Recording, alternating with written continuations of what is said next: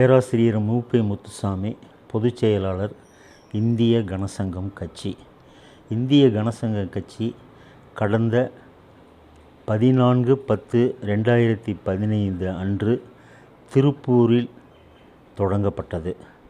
மேற்படி தொடங்கப்பட்ட கட்சியை இந்திய தேர்தல் ஆணையத்தில் 2016 பதிவு செய்யப்பட்டது.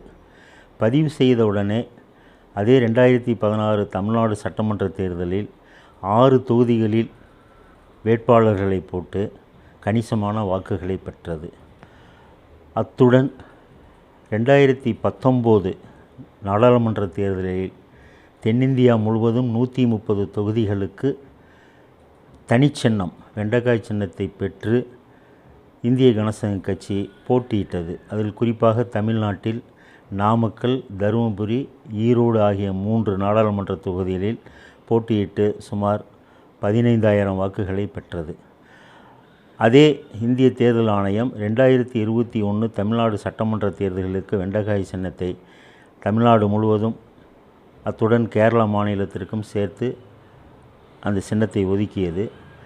அந்த வெண்டைக்காய் சின்னத்தில் தமிழ்நாட்டில் மட்டும் 16 தொகுதிகளில் 2021 வெண்டைக்காய் சின்னத்தில் போட்டியிட்டு அதிலும் கணிசமான வாக்குகளை இந்திய கனசங்க கட்சி பெற்றது. அதைத் தொடர்ந்து ஈரோடு இடைத்தேர்தலிலும் இந்திய கனசங்க கட்சி போட்டியிட்டது. 2 முறை ஈரோடு கிழக்கு தொகுதியில் போட்டியிட்டது. 2024 நாடாளுமன்ற தேர்தலில் இந்திய கனசங்க கட்சி 7 நாடாளுமன்ற தொகுதிகளில் போட்டியிட்டு அதிலும் அதே வெண்டைக்காய் சின்னத்தில் போட்டியிட்டு கணிசமான வாக்குகளை பெற்றுள்ளது. இந்த சூழ்நிலையில் இந்திய கனசங்க கட்சி ஏன் உருவாக்கப்பட்டது, எதற்காக உருவாக்கப்பட்டது என்பதற்காக விடையை இந்தியாவில் உள்ள தென்னிந்தியாவில் ஒரு வலிமையான தேசிய கட்சியை உருவாக்கப்பட வேண்டும்.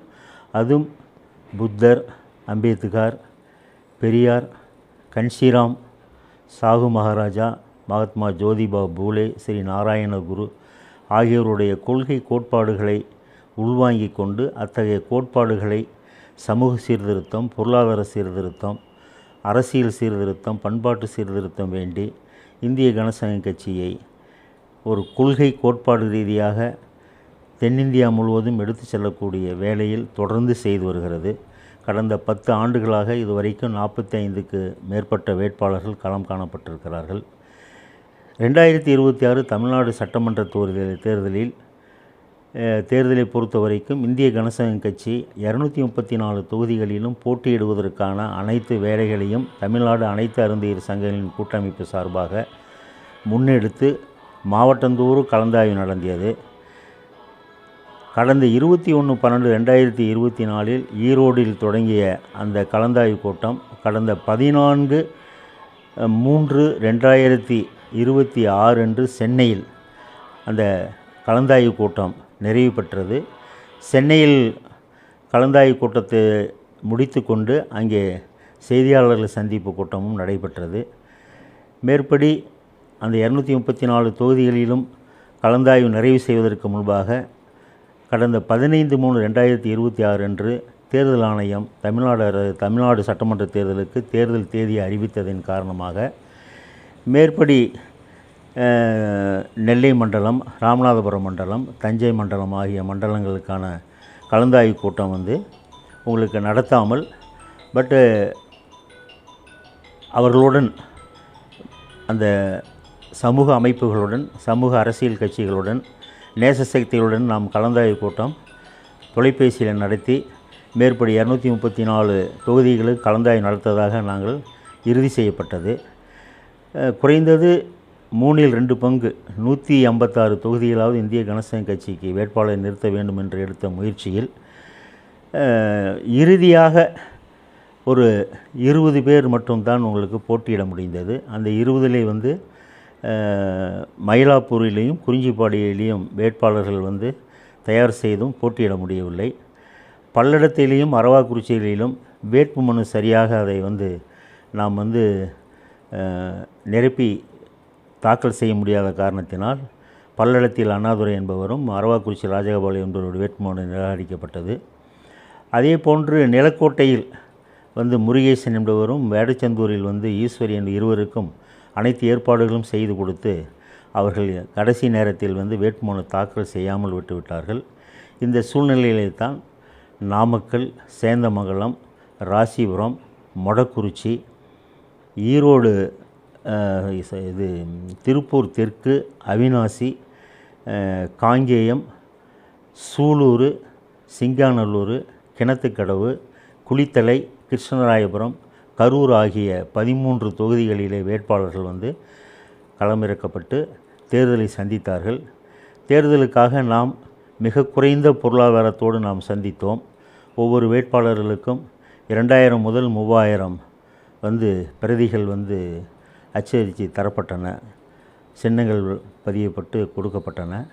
அவர்களும் வந்து மிகவும் கடுமையாக வெயிலையும் பொருட்படுத்தாமல் மிக கடுமையாக களப்பணி செய்தார்கள்.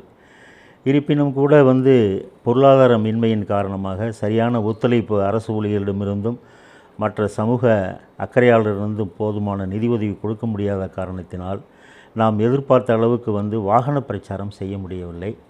இருப்பினும் கூட வேட்பாளர்களுக்கு நாம் அன்றாட உணவுக்கான பணத்தையும் எரிபொருளுக்கான பணத்தையும் நாம் தொடர்ந்து கொடுத்து கொண்டே வந்தோம். இந்த சூழ்நிலையில் எதிர்வரும் இந்த தேர்தலினுடைய அனுபவத்தை கற்ற பாடம் லேர்ன்டு லெசனை கொண்டு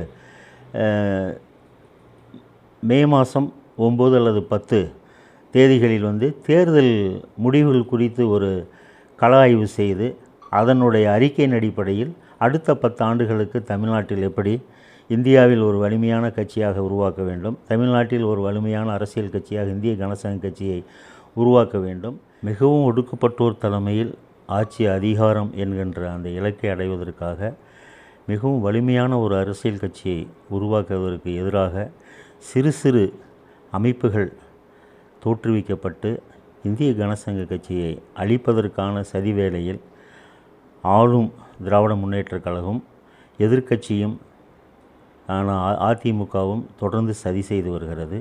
இது அடுத்த தலைமுறைக்கு உகந்ததல்ல. தமிழர்களுக்கு வலிமையான அரசியல் தலைமை வேண்டும். அது கீழ்த்தட்டு மக்களிலிருந்து அந்த அரசியல் தலைமை வேண்டும். இடைநிலை இனக்குழுக்களில் வளர்க்கக்கூடிய அந்த அரசியல் தலைமையானது ஒரு ஒரு ஒரு திரை பிம்பத்தின் மூலமாக அல்லது ஏற்கனவே இருக்கக்கூடிய ஒரு பிம்பத்தை முன்னிலைப்படுத்தி அவர்கள்தான் தமிழ்நாட்டிற்கு வந்து காப்பாற்றக்கூடியவர்களாக இளைஞர் மத்தியிலே ஒரு கற்பனையான ஒரு தோற்றத்தை ஏற்படுத்தி வருகிறார்கள். மேலும் அத்தகைய அந்த இடைநிலை சாதி குழுக்களினுடைய அந்த தலைமையானது லஞ்சம், ஊழல், கொலை, கொள்ளை, வன்முறை, இயற்கை வளங்களை சூறையாடுதல், பொது ஒழுக்கத்திற்கு அமைதியின்மை ஏற்படுத்துதல் போன்று அதிகார வெறியில் சிக்கிக்கொண்டு சாதாரண கீழ்த்தட்டு மக்களை அவர்களுடைய வாழ்வாதாரத்தை உறுதி செய்யாமல், லட்சக்கணக்கான இளைஞர்களுக்கு படித்தவர்களுக்கு வேலை வழங்காமல், அனைத்து துறைகளிலுமே வந்து ஒப்பந்தம் என்கின்ற முறையிலே அரசு தன்னுடைய கடமையிலிருந்து தவறிவிட்டது. அத்தோடு அல்லாமல் எங்கும் ஒரு ஆதிக்க மனப்பான்மையோடு வந்து ஆளுகின்ற கட்சி தொடர்ந்து செய்து வருகிறது. 2026 சட்டமன்ற தேர்தலுக்கு இந்திய கனசங்க கட்சிக்கு மட்டுமல்ல, அனைத்து வாக்காளர்களும் குறிப்பாக பெண்களும் இளைஞர்களும் திரளாக கிட்டத்தட்ட 82-83% வாக்களித்து ஜனநாயக கடமை ஆற்றிய அனைவர்களுக்கு இந்திய கனசங்க கட்சி சார்பாக நன்றியையும் பாராட்டுகளையும் தெரிவித்துக் கொள்கிறது என்பதை இதன் மூலம் தெரிவித்துக் கொள்கிறோம்.